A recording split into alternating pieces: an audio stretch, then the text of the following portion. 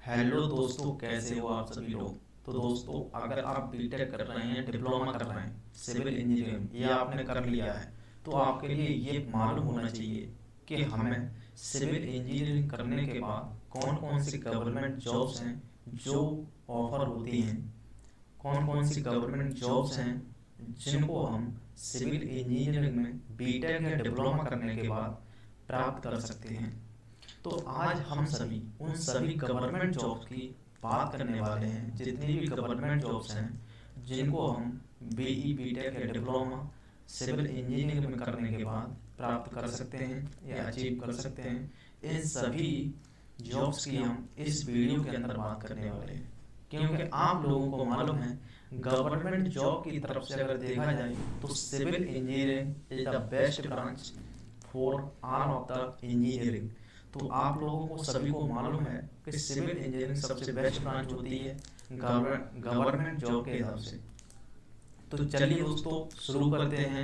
हम जितनी भी गवर्नमेंट जॉब्स हैं जिनको हम सिविल इंजीनियरिंग से प्राप्त कर सकते हैं, उन सभी की हम इस वीडियो के अंदर बात करने वाले हैं। तो चलिए शुरू करते हैं। तो इसमें पहली जो जॉब्स है वो है S C JE. S C JE for the junior engineer, staff selection commission junior engineer के लिए एग्जाम कंडक्ट कराती है। तो ये हमारी सबसे पहली जॉब्स होती है गवर्नमेंट जॉब के लिए। इसकी हम क्वालिफिकेशन की बात करें तो अगर आपके पास बीटेक या डिप्लोमा है सिविल इंजीनियरिंग में, तो आप इस जॉब के लिए अप्लाई कर सकते हैं। इसमें एज लिमिट की बात करें तो इसमें 18 से 32 साल होती है। एग्जाम क्लियर करने के बाद आपके लिए कौन सा डिपार्टमेंट मिलेगा, वो डिपार्टमेंट है CPWD, MES और रेलवे। ऐसे डिपार्टमेंट में आपको ज्वाइनिंग मिलती है। CPWD का मतलब है central public work department, MES का मतलब मिलिट्री इंजीनियरिंग सर्विस और रेलवे का मतलब तो आप जानते ही रेलवे के अंदर बहुत सारी जॉब्स निकलती हैं, उनमें जूनियर इंजीनियर का पद SSCJ के द्वारा बढ़ाया जाता है। इसमें सिलेक्शन प्रोसेस की अगर बात करें तो इसमें CBT 1 और CBT 2 होता है, कंप्यूटर बेस्ड टेस्ट और कंप्यूटर बेस्ड टेस्ट 2। इसके बाद डॉक्यूमेंट वेरिफिकेशन, उसके बाद आपको ज्वाइनिंग मिल जाती है। सैलरी की बात करें तो इसमें 45,000 से 1,12,000 पर मंथ तक जाती है और कुछ अलाउंस भी मिलते हैं, मतलब सरकारी भत्ते भी इसमें दिए जाते हैं। इसके बाद दूसरी जॉब की बात करें तो वो है RRBJ, railway recruitment board junior engineer. तो RRB के द्वारा जूनियर इंजीनियर के पद के लिए ये एग्जाम कंडक्ट किया जाता है। इसमें क्वालिफिकेशन की बात करें तो इसमें बीई बीटेक या डिप्लोमा होना चाहिए सिविल इंजीनियरिंग में। एज लिमिट 18 से 32 साल होनी चाहिए और इसमें डिपार्टमेंट रेलवे के अंदर आपको कोई ज्वाइनिंग मिलती है, कोई पोस्ट दी जाएगी। इसमें सिलेक्शन प्रोसेस की बात करें तो इसमें पेपर 1 और पेपर 2 होता है, CBT 1 और CBT 2। इसके बाद डॉक्यूमेंट वेरिफिकेशन। अगर सैलरी की बात करें तो इसमें 45,000 से 1,20,000 पर मंथ तक आपकी सैलरी जा सकती है। इसके बाद तीसरी गवर्नमेंट जॉब की बात करें तो वो है IES, इंडियन इंजीनियरिंग सर्विस। इसको UPSC कंडक्ट कराता है। यह इंजीनियरिंग की सबसे बड़ी जॉब है for the government.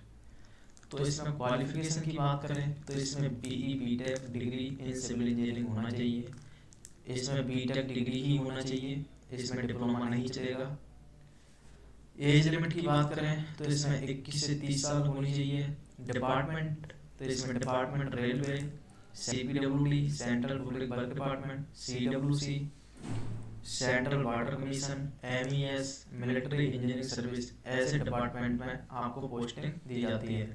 Selection process की बात करें तो इसमें प्रीलिम्स, मेंस और इंटरव्यू होता है, क्योंकि ये UPSC CSE की तरह ही होता है। इसमें प्रीलिम्स होगा, मेंस होगा, उसके बाद इंटरव्यू होगा और इसको UPSC कंडक्ट कराती है। इसकी सैलरी की बात करें तो 60,000 से 2.5 लाख पर मंथ तक इसकी सैलरी जाती है। इसके बाद अगर बात करें चौथी गवर्नमेंट जॉब, तो फोर्थ नंबर पर है स्टेट PSC। स्टेट PSC मतलब पब्लिक सर्विस कमीशन। ये हर एक स्टेट में अपनी अलग अलग कंडक्टिंग बॉडी होती है जो जूनियर इंजीनियर और असिस्टेंट इंजीनियर के लिए जॉब निकालती है।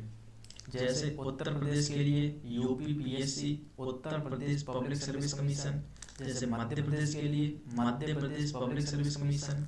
ऐसे बीपीएससी के लिए बिहार पब्लिक सर्विस कमीशन। ऐसे कर्नाटक के लिए कर्नाटक पब्लिक सर्विस कमीशन। प्रकार से इंडिया के सभी स्टेट में अपने अपनी अलग अलग कंडक्टिंग बॉडी होती हैं जो कि जूनियर इंजीनियर और असिस्टेंट इंजीनियर के लिए भर्ती करते हैं। क्वालिफिकेशन की बात करें तो इसमें बीई बीटेक या डिप्लोमा होना चाहिए सिविल इंजीनियरिंग में। एज लिमिट की बात करें तो इसमें एज लिमिट 21 से 30 साल होनी चाहिए। और इसमें डिपार्टमेंट दिया जाता है आपके लिए वो इरिगेशन, माइनर इरिगेशन और पीएचईडी। इरिगेशन का मतलब होता है सिंचाई विभाग दिया जाएगा। सिंचाई विभाग जितने भी सिंचाई विभाग हैं यूपी के अंदर या जो हरियाणा बिहार के अंदर, तो उसके अंदर आपके लिए जॉब दी जाती है। तो इरिगेशन का मतलब सिंचाई विभाग, माइनर इरिगेशन का मतलब लघु सिंचाई विभाग, और पीएचईडी का मतलब होता है पब्लिक हेल्थ इंजीनियरिंग डिपार्टमेंट। तो इसमें पब्लिक हेल्थ इंजीनियरिंग डिपार्टमेंट के अंदर ये दिया जाता है।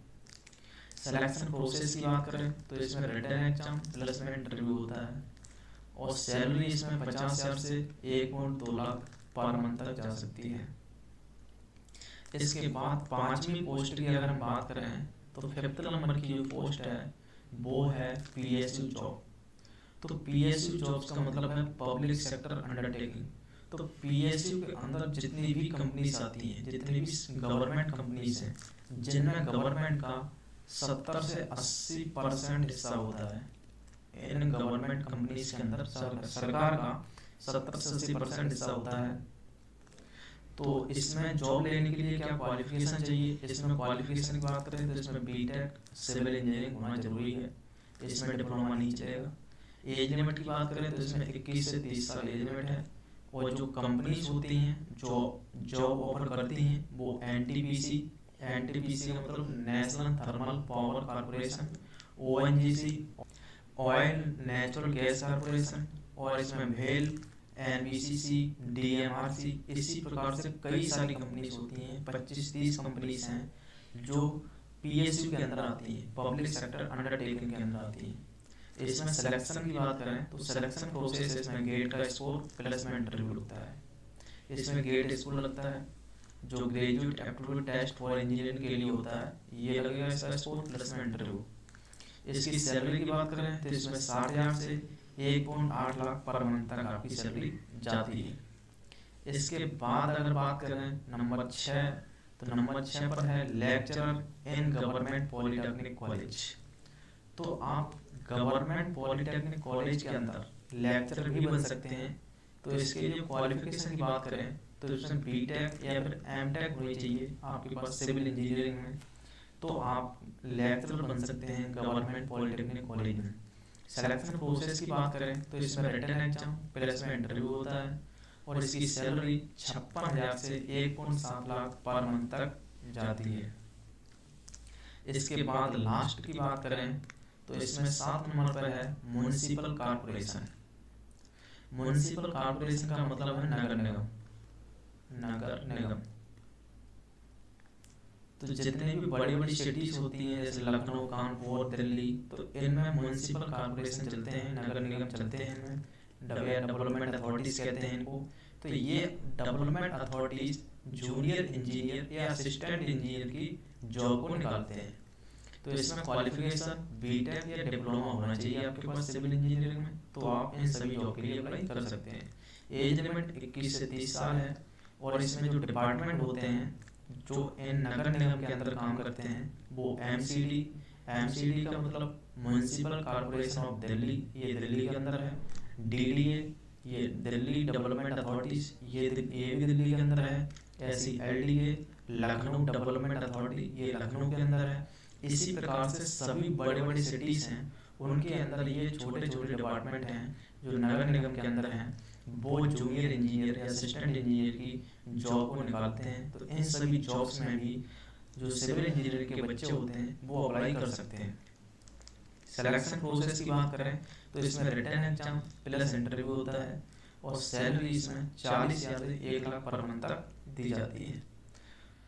तो दोस्तों ये सभी जॉब्स थी सिविल इंजीनियरिंग से रिलेटेड। इसके अलावा आप कई सारी गवर्नमेंट जॉब में अप्लाई कर सकते हैं, जैसे एसएससी, सीजीएल, यूपीएससी, सीएससी, इन सभी के अंदर भी अप्लाई कर सकते हैं। लेकिन ये सभी जॉब्स केवल सिविल इंजीनियरिंग के बच्चों के लिए होती हैं। इसमें कोई भी सीएस या फिर आईटी का बच्चा अप्लाई नहीं कर सकता है। इसीलिए अगर आप सिविल इंजीनियरिंग से रिलेटेड हो तो आपके लिए ये जॉब के बारे में ध्यान देना बहुत ही जरूरी है। तो दोस्तों आज के लिए इतना ही, तब तक के लिए जय हिंद, वंदे मातरम।